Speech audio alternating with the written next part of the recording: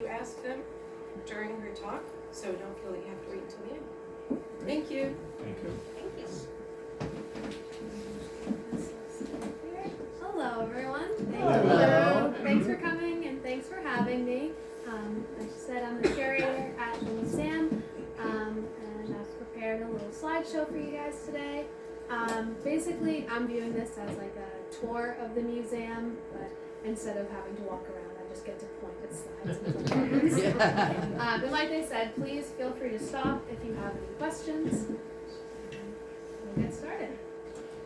Alright, so this lovely gentleman over here, his name is Deming Jarvis. He was born in 1790 in Boston, and he was a pretty prominent businessman. When he was about 20 years old, he had already started a couple of businesses. He had an import-export business, he had a dry goods business, but he wasn't satisfied, so he decided to invest in a couple of glass companies in Boston. So this is an engraving on the side of what a glass factory at that time might have looked like. He first began working at the New England Glass Company, and he built the first red lead furnace there in 1818. So he was not only a businessman, but a bit of an inventor. And so this is a drawing of the Boston Sandwich Glass Factory at its opening in 1825. So in 1824, he decides that he wants to start his own business venture and break out on his own. So he decides to start a new factory on the Cape. His dad died in 1823, leaving him a hefty inheritance, and with that, he started his own company. Oh, I'm sorry, I pressed the wrong button. This is the picture I was talking about. So this is the engraving of the factory when it first opened. So you can see it's quite a large operation. And so a lot of the time people ask us, why did Deming choose Sandwich? He'd already had a couple of factories established in Boston. Why come down the Cape where there was no existing glass factories? There was a bunch of reasons. Excuse me. One of the reasons is he was looking to entice people to move away from the city and join his new factory. So it was a popular spot for businessmen to come and hunt and fish, and that's how he was familiar with the area. Another reason was the local availability of timber. So as you can see here, this is a picture of a timber operation from the 1870s, so a bit after the time. But before Sandwich became a big factory town, their main export was timber. And the reason that they needed all of this timber was to fuel the factory furnaces. For an operation of that scale, you have the factory, the furnaces going 24/7. And so you obviously need a lot of fuel to keep those going. It takes about 2 weeks to get the furnace up to temperature, and then about 2 weeks to cool back down. So they had to be going 24/7. Another reason that they chose Sandwich was the marsh grass in the area. So you can see this cute little picture of bottles nestled in some marsh grass. That's how they would ship the pieces up to Boston to be sold. A lot of people also wonder, is it because Sandwich is near the water and there's a lot of sand from beaches, and that is not the case at all. Unfortunately, sand from the beaches is far too impure. When you melt it down, there's a bunch of junk left over in the glass, and it doesn't make very high quality stuff. So they imported all of their sand first from New Jersey, and then next they imported it from the Berkshire Mountains in western Massachusetts.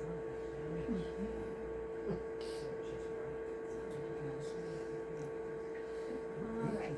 And so, like I said, Deming Jarvis wanted to entice the factory workers from the city.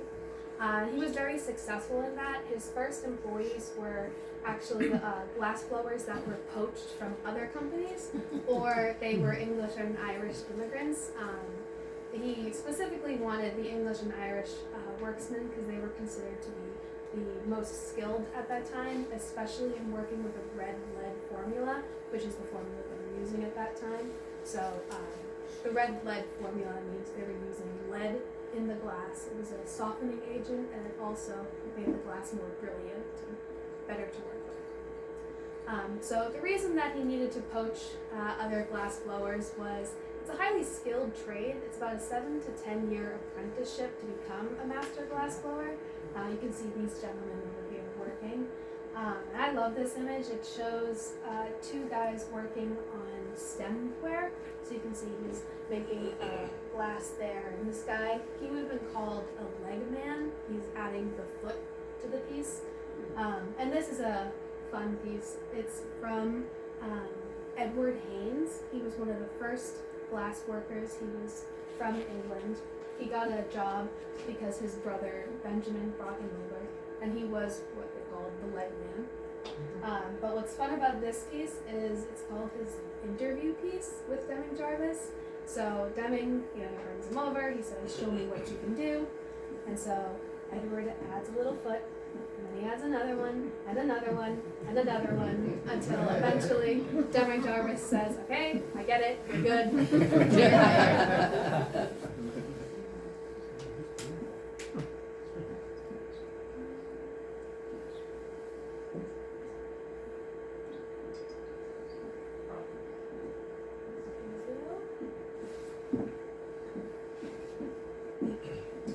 I don't want to keep whacking it in case it starts going crazy. So, oh, there we go. Perfect. Thank you. So this picture over here is some of the tools that glass blowers would have used. They're the same tools that you would find in any glass shop today. We've got the jacks here and here. They're just an extension of the glass blower's hand because, of course, trying to touch it is never a good idea. This here is the handle for wooden jacks. You can kind of see the picture's cut off over there, but they used a lot of wood and iron tools, and they're still good today. There's a glass blower in Sandwich who uses tools that his master used, and they're hundreds of years old. They work with each other. This piece over here is a fishbowl, and it's an example of one of their early pieces. So the earliest pieces made at the factory were all free blown, so that means a glass blower is making every part by hand. And their first goods were higher end and more expensive.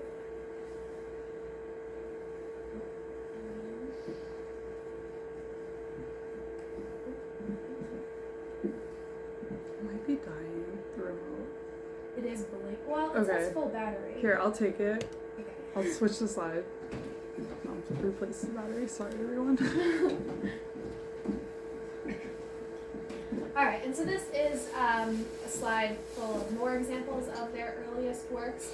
So like I said, everything was made by hand. It would take a team of like 3 to 4 men, 5 to 10 minutes to make a single piece, which may not seem like a lot, but when you're doing production, it definitely adds up. So their first pieces were more expensive.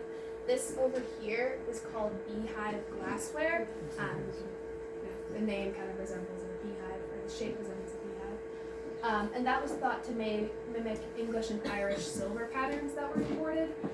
And like I said, some of the earliest workers were English and Irish craftsmen, so they're making what they know. These over here are called hyacinth vases, and you can kind of see in the picture in the back, this lip here was to hold the hyacinth bulb, and then the roots were in the water. And then this piece here and the one on the end, those are called whimsies. They're more whimsical things that the glass blowers would make. They weren't always made as production items. They might be made at the end of the day with the glass left over as gifts for friends and family, or just to show off their skill. Clearly, the gentleman on the end who made that had a whole lot of skill. That's actually a coin bank that we have in our collection. We only have a few because they didn't always survive. Once you fill up a coin bank, how do you get the money out? And the thing with the rooster on top of it, what was with the Oh yeah. People inside. So those dolls are called Frozen Charlottes. It was just a toy that somebody might have made. Oh. You can see there was a cork in the bottom where they would have filled the sand in. But yeah, they're just whimsical, fun things that they would make. I didn't know if the rooster was related to the people inside there. Oh no. Somehow. Thank you. Alright, so their first goods were all these expensive, hand-blown things, but Deming Jarvis, being the business savvy man he was, he decided to take advantage of the growing middle-class market that was resulting from the Industrial Revolution. So he was looking for ways to start mass-producing glassworks and make it a lot more affordable and a lot cheaper. So that's where this glass comes in. This is mold-blown glassware. It's kind of the company's first step into mass production. So you can see on the end, that is what the mold would have looked like. It's a 3 or 4 part hinged mold. So the glass blower would gather some glass on the end of his blowpipe. He'd stick it down into the mold, which was closed. And as he blew out, the glass would expand like a bubble and take the shape of the mold. This is some examples of the bottles they could have made. You can see that this one matches that pattern. And unfortunately, you can't see from the picture, but this is a bar bottle, and it would have been labeled with rum, gin, whiskey. So they got pretty creative with what they were making. A lot of these pieces were made to mimic cut glass patterns. So the design was cut directly into the mold, and that obviously saves a lot of time and effort as they're making the pieces. What year are they making this glass? So this is around the 1830s to 40s, so still in the early days of production, but they've been established for a while. This is some examples, more examples of mold-blown pieces that you can see.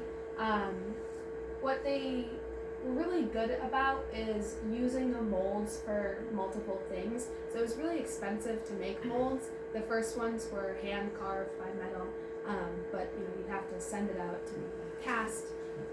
So they would use the mold in multiple ways. So this pitcher on the end, might have been a cup, and while the glass was still hot, they sculpted it into that form and attached a handle to it. You can see they added some detail here with glass. So they were very creative with how they used their molds and could make a wide variety of products. And throughout their production, they also made toys. So throughout their entire company span, they made glass toys. That's a little quarter there to show the scale. But I love showing these because I think it's so fun to think of a glass blower or a mold maker having to carve the detail and to make these miniature ones, and then I just think they're delightful. I can't imagine giving children glass toys today. It was a different time. So after mold-blown glass, they start to experiment with pressed glass. So around the time of the factory being established in 1825, a gentleman named John P. Bakewell was unveiling the first American glass press, and Deming Jarvis introduced that to his company. That's a sketch of the glass press there. The way that they would make their glass is there's a mold on the bottom that has all the designs carved into it, this wonderful detail. A glass blower would come over, cut off a piece of glass, you pull the handle and press, and out pops a plate. So, of course, this also dramatically cuts down on the amount of time that it takes to create an object, and they're also able to introduce a lot of unskilled labor into the workforce. So it's about a 2-week training process to learn to use the press, as opposed to 7 to 10 years to become a glass blower.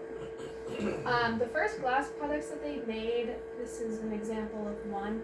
It's called lacy glass. That's a collector's term from the 20th century. It's not what they would have called it, but it does resemble, lace. And the reason for all of these really intricate details and all the stippling designs is because when they first started using the glass press, there was a lot of kinks that they had to work out. There might be bubbles or cracks, there might be shear marks, and so all of this wonderful detail was used to hide imperfections. Was there heat involved with the press? Well, the glass was very hot. Yeah, glass is molten. So one of the problems that they had was the different temperatures of the mold, which would be room temperature piece of iron, and you're introducing 2,000 degree glass that tends to cause some problems. So it takes them a while, but eventually they do figure it out. Is there a hallmark on any of it to identify where it was built or made? I'll let you. This is my next point. So this is just an example of how the press works. This is pressing a little salt that was in the shape of a boat. So the one that's in the press there is a reproduction, but this one here is the authentic thing. So one of their earliest products, or their most mass-produced products, was salt cellars. They were just little dishes that you have on the table to grab salt for your food. But what I like to point out about this piece is it's the only one that has their signature on it, or a maker's mark or anything like that. So you can see on the back here it says B&S Glass Co., and then in the bottom of the boat it says Sandwich. So we get that question a lot, how do you identify sandwich glass? Did they mark it? And they did not. They didn't think that 200 years later we'd have a museum dedicated to them, or I'd be doing lectures about it. They didn't think there's be collections. They just simply did not care. That wasn't. No companies really marked their pieces. But also, I love these boats. They were made to commemorate the launching of the Lafayette steamboat in Boston, and they would have been filled with candy and given out or sold on the ships as little keepsakes. So that's the reason that they marked those ones, is because it was a promotional thing. So Deming Jarvis himself did not invent the glass press, but he did have some improvements to it. So, like I said, they had a lot of kinks to work out. One of the complaints that they got was people's sets didn't match. They would all be different thicknesses, and people were complaining because of nothing good. So one of the ways that Deming solved this problem was the introduction of a cap ring, and there's this little illustration here. But basically what the cap ring does is it makes a uniform scalloped edge around the piece, and so it kind of solves the problem of them all being different thicknesses and not really matching. So the piece over here has that nice scalloped edge, the finished piece, and this one does not. And I don't know if you can tell, the picture's not the best, but this plate is very thick and clunky, so that one looks a lot cleaner.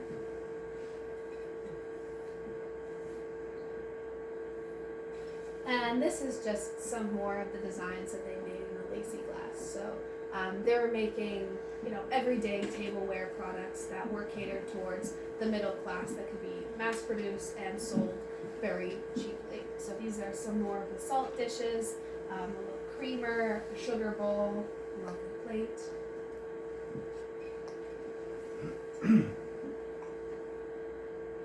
And so,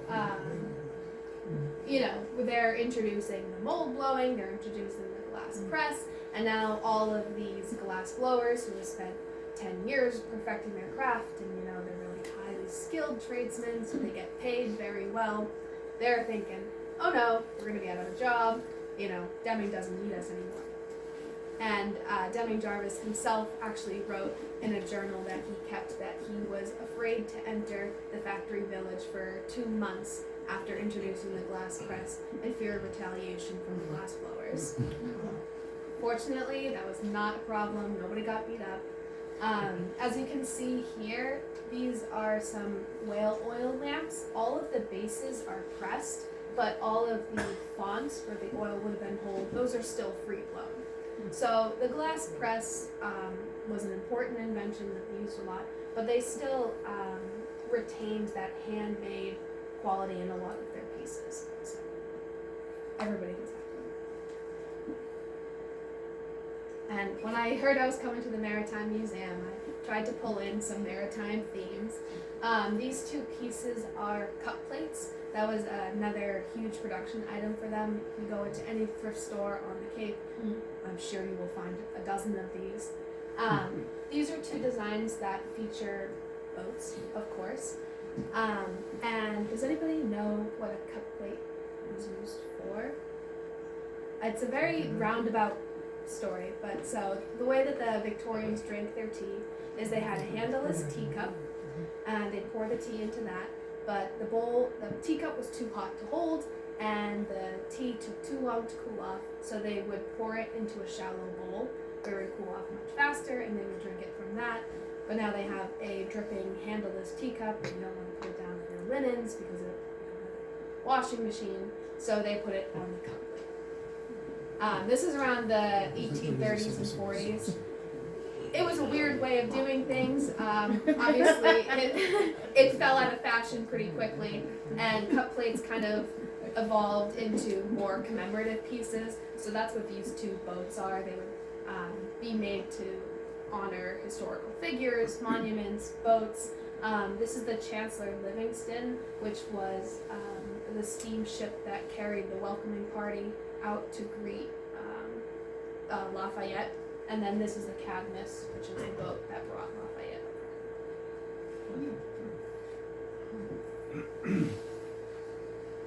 over. We're talking 1825, is that? Yeah, so I think, let me see. In 1824, the Chancellor Livingston carried the welcoming committee to greet Lafayette. Great. So these would have been later, a little bit later to commemorate, but yeah, they produced the cup plates from the 20s until about the 40s. Did they have their own designers for the molds? Yes. A lot of the molds, in the beginning they had to carve the molds themselves and they were really expensive. Later they started developing wooden patterns that would be sent out to a casting facility that would make the molds for them, which was still expensive but less so. And but then those molds could be sold to anybody, so it gets a little tricky and like who made what. But these early ones, these are small enough and easy enough that they could just make them themselves. How big were they? Were they like 5 inches? Like teacup size or tea saucer size, probably like 3 to 4 inches. They made small ones as like toys, but they were pretty small. They could produce hundreds in a day, and glass factories across the country made them.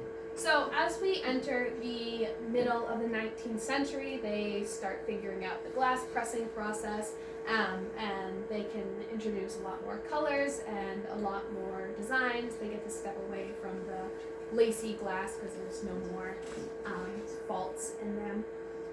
And this is a lovely display. It's my favorite, and it shows what they were making at the time. So they made a lot of tableware. They made lamps. These are compotes. These ones are fun. They're like champagne or wine coolers. So you put the ice in and it would keep your bottle cool. So sorry.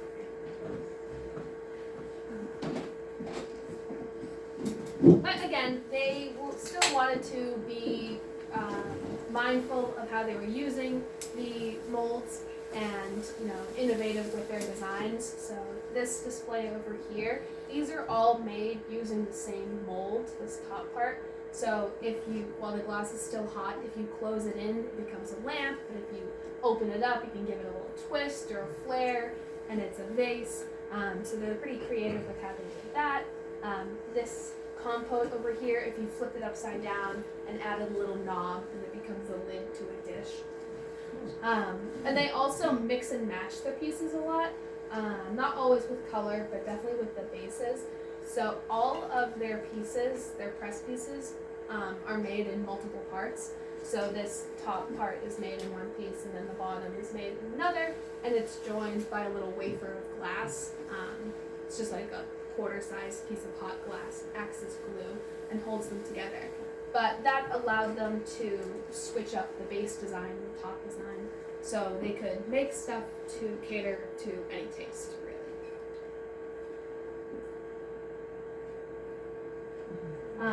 Another big product for them was these wonderful candlesticks.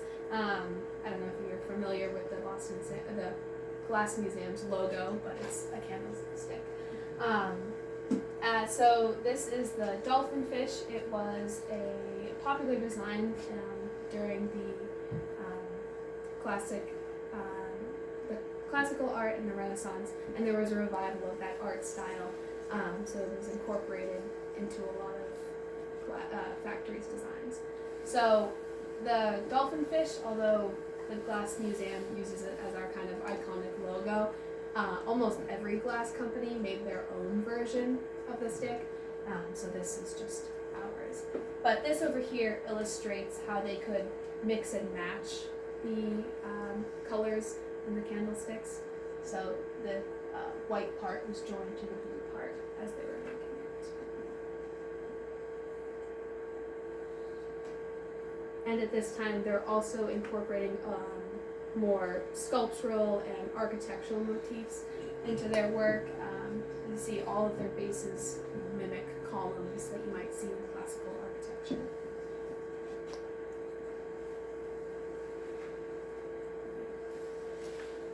And so, in addition to their tablewares, they also made colognes and what's it called, scent or pungent bottles. So, as you may know, the hygiene wasn't what it is today, and so colognes and pomades and that sort of thing were a very popular product. So people would buy their colognes and their perfumes, and then they'd put them in these decorative bottles to display. These are small, like 2 or 3 inch bottles that would have held smelling salts, and they were carried by tightly corseted women. They might hold perfumes if they weren't able to take a shower that night. And they also made pomade jars. I just love these little figures here. The 2 bears on the end, they were made to hold bear grease, which was a men's hair product supposed to promote hair growth. I don't know if it works, all the bottles are empty, unfortunately. My dad asked.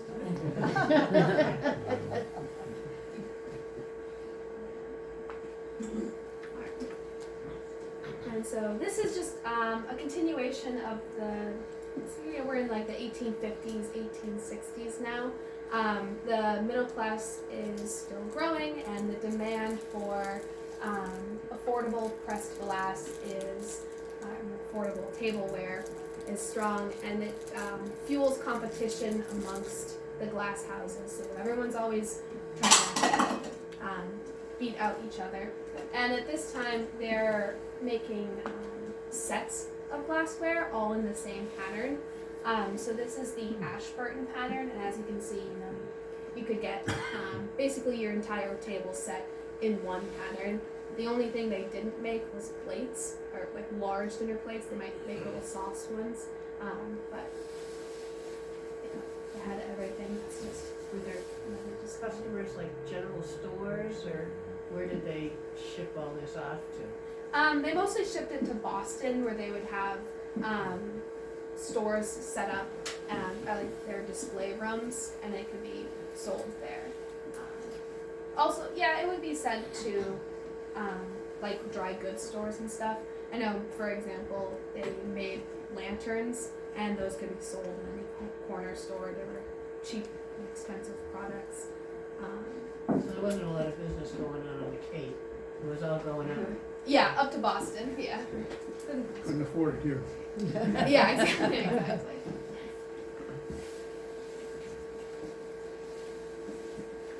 Alright, so the next big thing in the glass industry is the Civil War. So, like I had said at the beginning, the formula they were using was a red lead formula, but at the time of the Civil War, all of the lead was being diverted towards the war effort. So they had to come up with a new formula. Some company in the Midwest develops soda lime glass, which is cheaper, not as nice. So the Boston Sandwich Glass Company, they continue paying for the red lead formula for a bit longer, and that puts them at a disadvantage towards their Midwestern competitors. Also the fact that a lot of factories at this time were switching to coal as their fuel source as opposed to timber. And so that jacks up the price as well because they're much farther removed from the coal mines than their Midwestern competitors. So now the cost of production for the company is going way up, and they're still mass producing, selling really cheap things, and they're struggling financially. This is a lantern. I just thought it was a fun one. It was made for the Wide Awakes for the Lincoln and Hamlin when they were running, and then this is a Civil War soldier.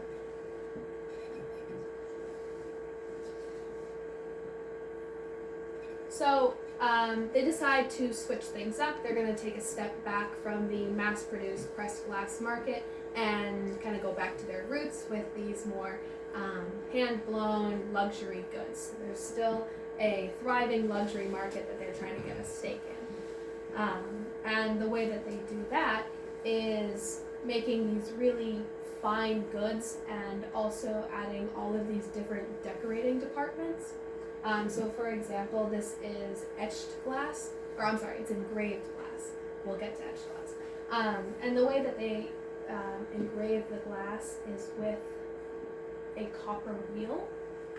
So this is an example of one that we have in the museum, and you can see all these different heads that they might use to get this incredible detail. So they had really skilled worksmen who were able to achieve incredible detail. And then they also had etched glass, which I kind of call this the poor man's engraved glass. It was just a easier and faster way to transfer the designs. So it required a lot less skill and also a lot less time. And the way that they would etch their glass is they would use a wax resist on the clear parts of the glass that they wanted to stay clear, and then dip it in hydrofluoric acid. And this is one of the departments that women were actually allowed to work in. As you can see from this engraving, we have two women here helping transfer the designs onto the glass. Mostly they reserved this for the cheap mass-produced stuff like the globes that we just saw in the last picture. But I was reading about the women, and it was said that they would hide their hands because they were so ashamed of how the acid would eat away at them. I know, it's terrible. Excuse me. I'm just getting over a cold, so I'm still a little stuffed up. But, well, I don't have rubber gloves back then, unfortunately. One of the other departments that women were allowed to work in was the painting department, which is a lot nicer. So they would use enamel paints on their glassware. So you'd get just, a plain pedestal base like this. You'd send it to the decorating department. They would paint with enamel paints, and once they were done, they would send it back to the glass kilns, and it would be fired a second time to fuse the paint to the glass, so it's not just going to rub off or anything. A lot of their designs took inspiration from the natural world. As you can see, a lot of flowers. Their winter scenes were very popular. The head of the glass decorating department was this gentleman named Edward Swan. I just like to show him his fun facial hair.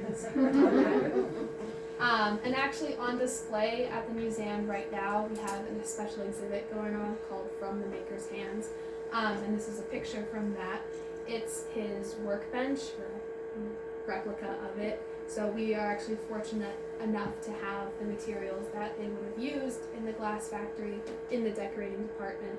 I forgot I have a pointer. So over here are glass mullers and a glass plate that they would use to mix up their pigments. So they got all their paints in the form of powder. so it had to be mixed with a binding agent to be used. This is a palette here, and you can't really tell in this picture, but it has all the little labels of the colors that they used, which I thought was very special. And then these are some test shades that they did, where they were just testing background colors.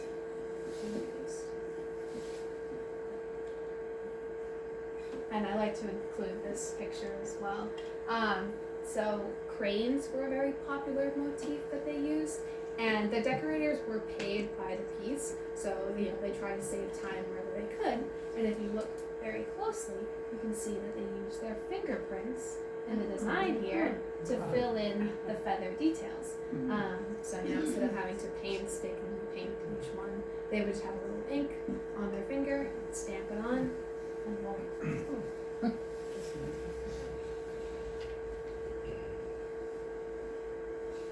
Some other wares that they made during their luxury time was these beautiful sculptures called aperns. And these were Victorian centerpieces. They would use them to hold flowers or tea cakes during the tea time. This is a page from a journal that we have. It's a 1870s, 1880s journal on loan to the museum from the descendants of one of the glass workers. And you can see here how they would plan out each design. A lot of these parts are interchangeable, and you can see they're like testing out how the different designs might work. So, if you got tired of this base centerpiece, you could just swap it out with another one. And a lot of these pieces would be engraved as well, so they'd be just as beautiful empty as when they were full. One of their most expensive products, and some of their, as you can see, most prolific ones, are these kerosene lamps. So the kerosene lamp manufacture began in the 1850s. And the way that they made these lamps, they're called overlay lamps. Visual here. So they would layer the glass, so the inside layer would be clear, and they'd cover it with either white or a color, and they'd form it to whatever shape they wanted, and then they'd send it to the glass cutter to reveal the patterns underneath. This is my favorite lamp, of course. So the base here, this is all cut away, and this one's actually acid etched. That's how they're able to get all that detail.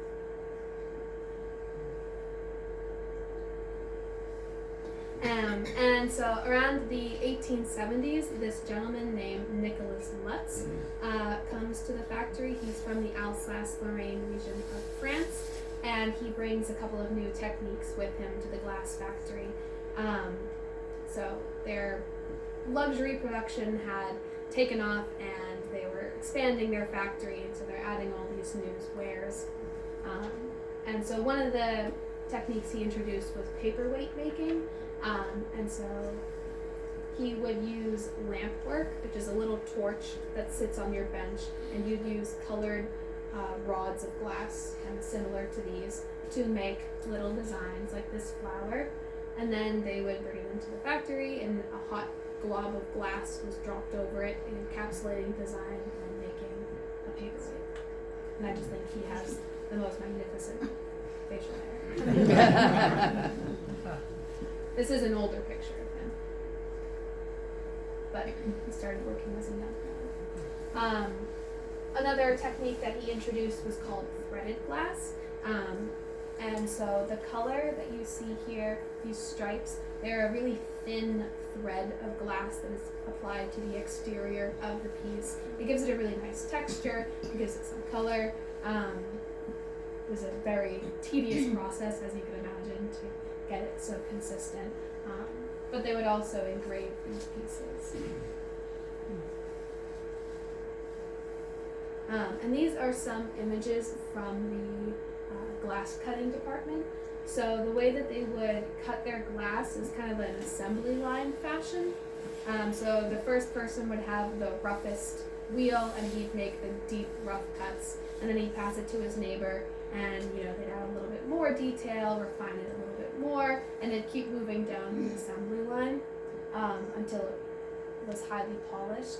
Actually, they did employ some women in the glass cutting department. They were allowed to burnish the glass at the end. They would use leather or reeds from the marshes. This is an unfinished piece. This gentleman's name is John Jones, and you can see him here. He is applying wax to the glass piece, and I don't know if you can see it here, but there is some remnants of wax left on the piece. That's how they would transfer the design. They'd draw it out in their crayon first, and then it'd get sent down.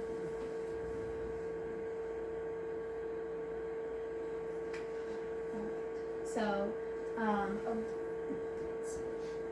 in 1887, there was a national glass workers strike for the unions, and the Boston and Sandwich Glass Company workers, they all joined in sympathy.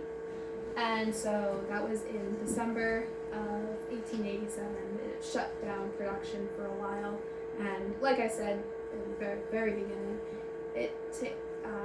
shutting down the furnaces is a big deal because it takes a long time for them to get going again. So they were hemorrhaging money every day. Within a few months, the directors decided they were just going to completely shut down the factory and sell all assets. And that was the end of the Boston and Sandwich Glass Company. So what I have here is some examples of the workers who were left over. You know, this was a huge company at its prime. It had 500 employees, and so when it shut down, there's all of these workers who are left over. They have very highly specific jobs, and so a lot of them leave in search of work, but some don't. For example, we've got Nehemiah Packwood over here. He was the head of the cutting department at the factory's closing, and he set up a shop in town. They worked for a while with the company, finishing up orders that might have been left over, but eventually they worked on their own. They would buy glass blanks from other companies and cut them themselves. There was a couple of attempts to reestablish glassmaking in Sandwich after the factory's closing. Of course, they've got these wonderful facilities and nobody using them. So one of the attempts was Vasa Marina Glassworks, and you can't really see it in the picture very well, unfortunately, but this glass, this one over here, is very special because it incorporates mica and metal pigments into the glass, which is a beautiful effect, but it's also very unstable and very volatile. And a lot of the glass did not survive the annealing process. It would crack and it would explode. There was also not the best management of money, and so that company went out of business. But the last company to ever occupy the Boston and Sandwich Glass Company grounds was Trevaz, or it was the Alton Manufacturing Company, and this style is called Trevaz glass. It's very Art Nouveau, it's very beautiful. They were in production from 1907 to 1908. Very, very short-lived because they were even more corrupt. Yeah. And then, so the final fires, were put out in 1908, and glass production never came back to Sandwich on a large scale after that. And then this is the factory. It was all torn down in the 1920s, unfortunately, so there's no remnants anymore. But you can see the old furnaces here and the chimneys. Do you know what streets those buildings were on? Factory Street. Oh, okay. Yeah, I think yes, very appropriately named. The plaque that is there now is on the corner of Factory Street and Jarvis Street because he made a town named Jarvisville for all the factory workers. What an ego. So this is a picture of the marshes as they kind of are today. People used to go and collect sandwich glass. I guess it was a hobby back in the day. Unfortunately, the land is no longer accessible, but you can see just the remnants of the bricks and all these glass shards that were left over. That's them. And this is where we are today. So, the same year that the Alton Manufacturing Company closed down, the Sandwich Historical Society was founded. That's kind of the start of this glass museum.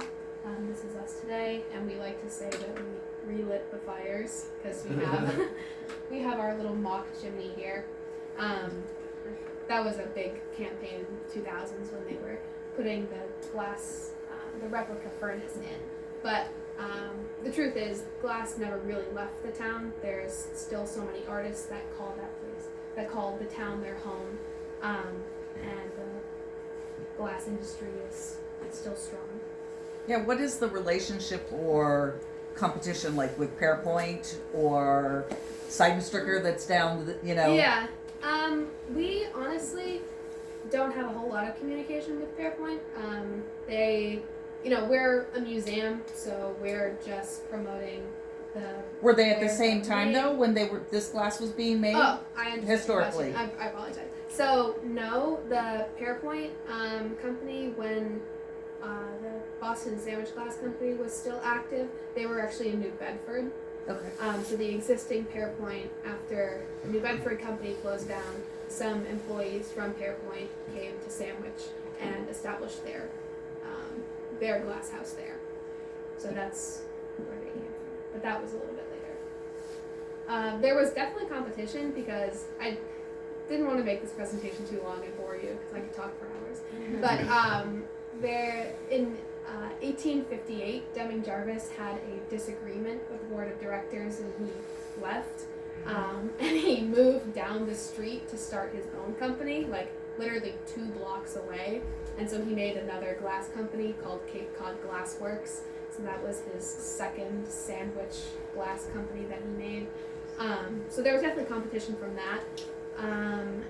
But I think, the Cape Cod Glass Works closed down in 1869, and there was a couple of attempts to revive that one as well, but it all never worked out. Yes. What did they use to get the color in the glass? And then some of the ones had gold decoration. How did they do that? So the color in the glass is just metal oxides mixed into the raw materials. So they would take their sand. For example, cobalt blue glass uses cobalt. Green is copper or iron, it depends on the shade. Amethyst uses manganese. The most expensive is red because it uses gold. So that was saved for the good stuff. And the way that they would add gold after the fact is gilding. So once the piece had completely cooled, they would use gold gilding to add that details. So that is not permanently fused to the glass, and that can be rubbed off. There's a lot of pieces where the gilding is not so great anymore. Yes? Early in the presentation, you have a slide that showed a very large blue bowl, and it looked like it had something in it. I think you called it a fish bowl. Oh, I know. Yeah. Let's see if we can. How was that a fish bowl? Did I call it a fish bowl? Yeah. I Yeah. apologize. I meant a fly trap. No. Oh, shoot. All right. There we go. Yeah. I meant a fly trap. There is this really cool fish bowl in the same room, but that is definitely not a fish bowl. It is definitely a fly trap. They would put liquid in the bottom there, and it would attract flies, and they'd fly in. They couldn't get out. I apologize. Thank you. God, that's Yes. hysterical. I have a hard time always envisioning Sandwich as a working port. Yeah. Off of Factory Street is a dock street. Mm-hmm. So that was the glass, that's how they named shipping before the coming of the railroad, is by packet ships. Did Yeah. they own their own ships to go to Boston? They did not. When they first started, they would use just steamships, And with the completion of the railway, they started using the railway a lot. And then there was a monopoly on the railway, and they were charging crazy fees. So Deming Jarvis got into a big fight with them, and he said he was going to build his own steamship. And there's a story. I can't remember the exact wording of the story, but basically the railway said your plan is just an acorn, right? It's just a seed of an idea. And so Deming Jarvis replies, well, acorns grow these beautiful like oak trees, you know, from acorns come big trees. And so to spite him, he built a steamship and named it the Acorn. Actually, I think I'm not very good at using my controller, I guess. But the Lafayette steamboat. In the picture of the press. That one here. Yeah, so this boat here is a reproduction, and it's the Acorn reproduction. Sorry, was there a question? Yes. What was the hell those fancy? They were working with lead. So were their employees sick? So I was actually thinking about that on the way over. I was like, gee, I hope nobody asks. I don't know. So yeah, I'm sure they did get sick, and there was illnesses in mixing the batches. I know though in lead glass today it's safe to use. You know, it's personal preference, of course, but glass is a non-leaching, non-reactive material, so it's fine. They didn't use like a crazy amount of lead. It was just an additive to make it more flexible. But I'm sure people did get sick. And you know, same as the poor girls with the hydrofluoric acid. You know, it's I'm sorry, you had a question? Some of those really fancy lamps, what would they have charged in those days for an item like that? So their most expensive lamps, they were the overlay kerosene lamps, and it was the banquet lamps or the parlor lamps, the ones that are like that tall. I think, I'm trying to remember, I'm pretty sure it was $26.50 for a pair. Yeah, I know. I had to put it in the inflation calculator, but that was their most expensive product. I know their most expensive thing was $26. Do you consider your museum complete, or are there parts that are missing, or things just disappeared? Obviously, you don't have machinery, but how do you feel the museum is doing today with its collection? Well, I would say we're doing pretty well. A lot of our collection has come from glass, either glass collectors or factory descendants who, you know, the stuff was all passed down in their family and then they gave it to us. There's still so much that we don't have that they produced. You know, they were working for 63 years and they made a lot of stuff, and we're just one building. Even that is bursting at the seams. And, you know, people ask us questions all the time, or things will come up at auction that I've never seen before that apparently they made. So I think we do a good job of having an overview, like I gave in this presentation, of the different stages of manufacture, but we don't have everything that they did. And, you know, a lot of this stuff just doesn't exist anymore. Like you said, we don't have machinery. We do have a press at the museum. It's in the glass blowing area, but it's not authentic to the factory. There actually is an authentic press in town, but it's owned by David McDermott and McDermott Studios, and he actually produces reproductions for us. Authentic reproductions. It's all the mold blown stuff that he makes though. But so I'm sorry, I didn't make you jump up. Is it before or? One more back. Yeah, so what he makes is cups that have this design. But we have, you know, like some molds left over. It's hard to tell, you know, where they came from or know for sure if they're authentic or reproductions or not.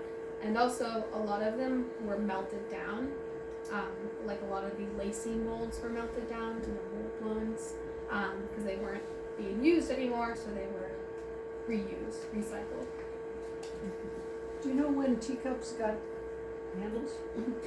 Yeah, so the practice came over from England in like the 1820s, and by the late 1830s, early 1840s, they were still making teacups with handles. It was never, they only had the handleless teacups. It was just the style. I was reading, there was a little article, like the housewife thing, and they said, don't use handled teacups because they're rarely used and easily knocked off. There you Yeah. You showed us an image of the forest being cut down. Yes. How much of the Cape's forest was cut down for the glassworks? Oh, that's a good question. Yeah, I know that's why there's no more trees on Cape Cod, is because we used them all. They definitely used a lot. I think around the 1840s, 1850s, actually they transitioned to coal, so that was when they stopped using timber.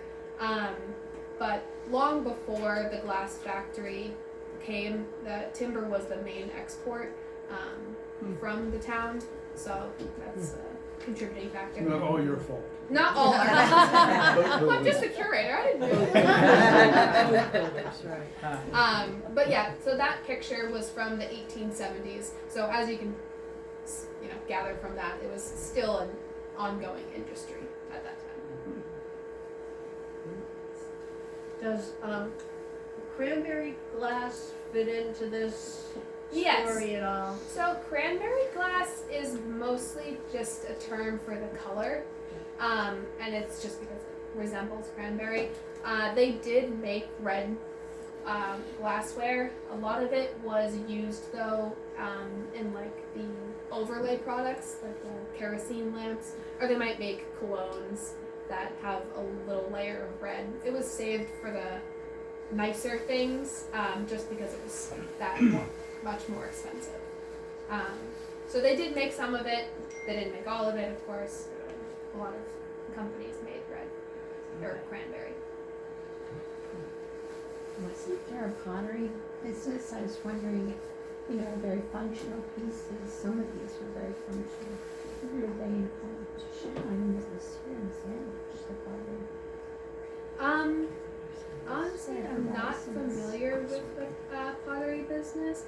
I'm sure there was some competition, but like I said, a lot of their wares were shipped out to be sold, and so that could alleviate some of the competition, the immediate competition.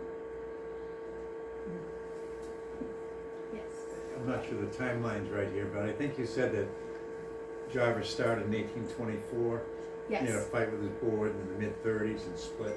In the mid-50s, yeah. Or mid-50s. Mhm. And then once he split, he was gone, right? Yes. So they both did their own thing for the next 30 years? Yeah, so the second factory, Deming's second factory, was built for his son, John Jarvis. He wanted to establish a glass-making dynasty and be the greatest of all time. But unfortunately, his son, John, died of tuberculosis very young. I know, terrible. And so after that, Deming kind of gave up on the company, and it closed after his death. Probably all that led. Do you have any idea how many glass blowers there still are now on Sandwich or Cape? I don't know necessarily on the Cape.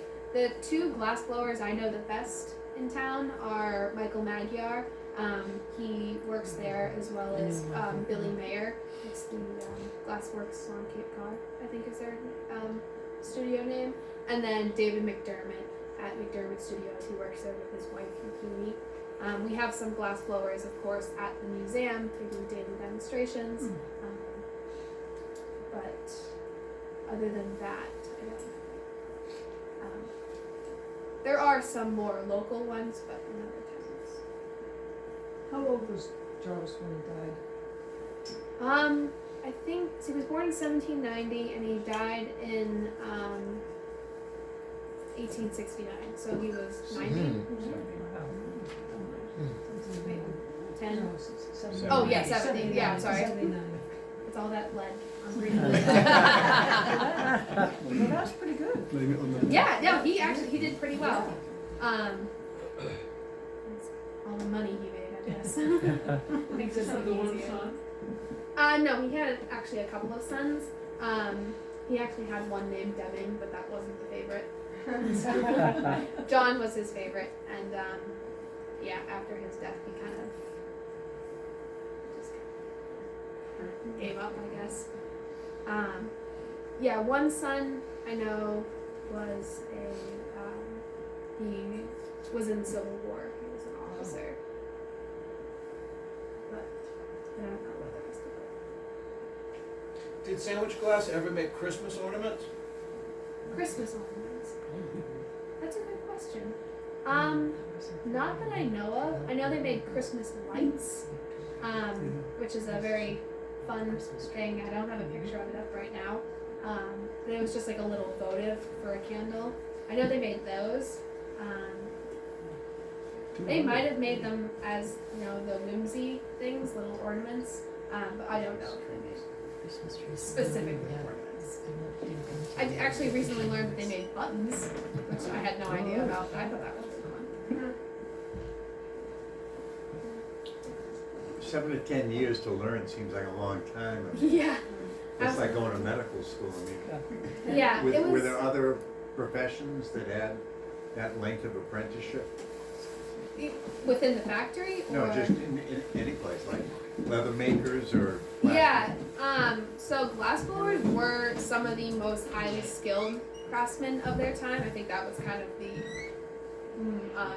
They were the surgeons. Yeah, they were the surgeons of their time. I know they were some of the highest paid individuals for their work.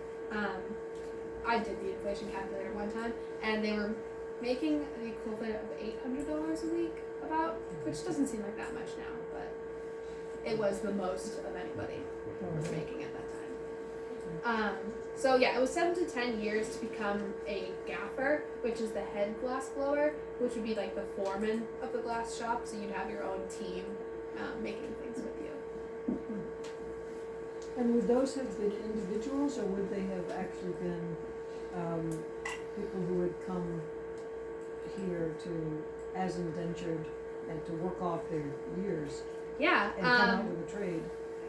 Exactly. They employed a lot of children, boys. They employed a lot of boys that were indentured to work, and they would begin their apprenticeship as young as 10 years old and work to become experts. Actually, the boy who did the first gather of glass, so he was the first one to stick the blowpipe in, when the factory opened on July 4th, 1825, he was an apprentice. He was 15 years old.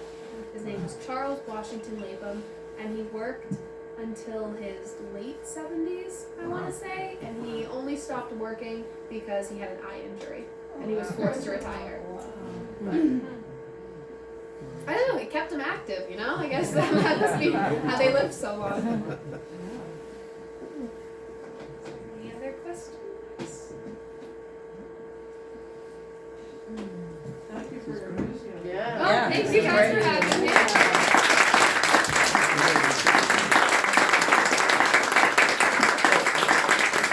I have one question, maybe it's for Sue.